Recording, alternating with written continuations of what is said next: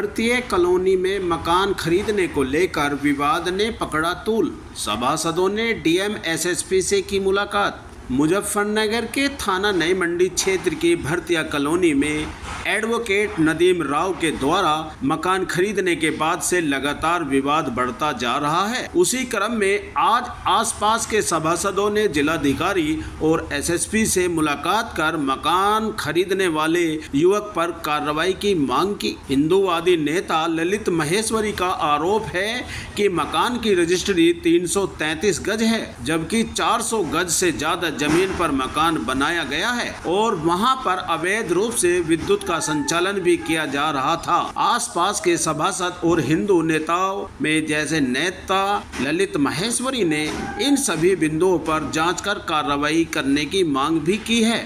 बता दें कि इस पूरे प्रकरण को लेकर अब मकान बेचने वाले कामिल के सामने आया, जिसमें उसने मकान खरीदने वाले नदीम राव को भगवान बताया और कहा कि वह मेरे मुश्किल समय में काम आए हैं, इसलिए वह उन्हें भगवान मानते हैं।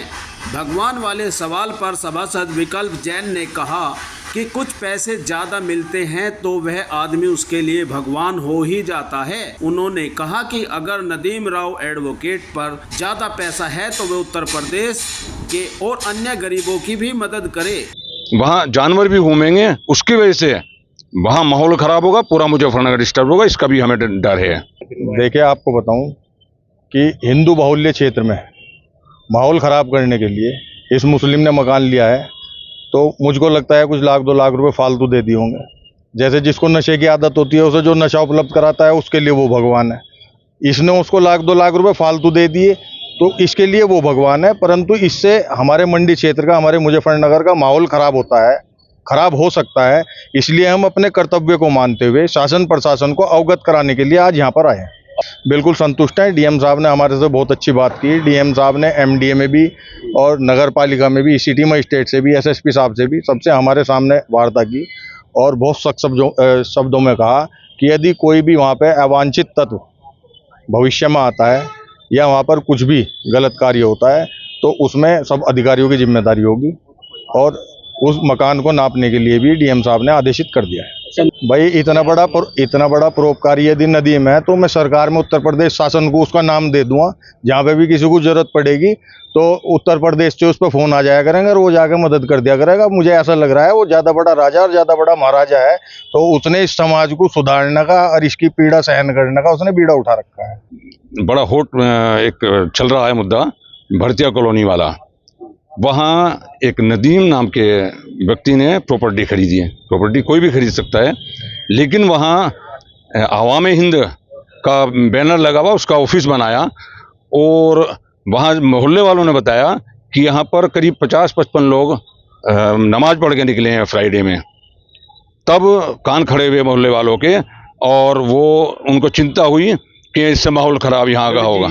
एक तो जो ज़मीन का बैनामा है वो केवल 333 गज का है और मौके पर जो बिल्डिंग बनी हुई है 475 गज में है। इसमें सरकारी ज़मीन और पड़ोसियों की ज़मीन कब्जाई हुई है। यहाँ से एक नाला जा रहा था, वो अवैध निर्माण वहाँ से हटे। इसके लिए हमने डीएम साहब को एप्लीकेशन दी है और इसमें स्टाम्प चोरी भी हुई है। इस सब के निमित्त हमने डीएम साहब से मिले।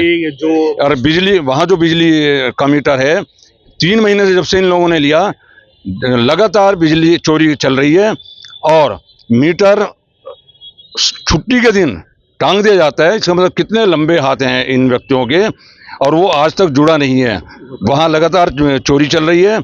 इसमें जो संलिप्त हैं हाईडिल के व्यक्ति, उन पर भी कार्रवाई हो, ये सब हमने डीएम साहब से। डीएम साहब ने कहा है कि तुरंत सभी चीज़ की जाँच होगी और इसमें दूध का दूध, पानी का पानी किया जाएगा।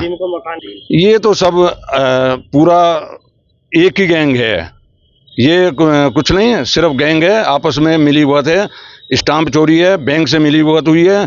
बैंक में जो अगर प्रॉपर्टी 70-75 लाख की थी तो 35 लाख में बैंक ने सेटलमेंट कर दिया। ये सब आपसी मिली भगत है। वो कोई व्यक्ति उसने जो ऐसा माहौल बनाने के लिए दिया है, वहाँ जानवर भी घूमेंगे।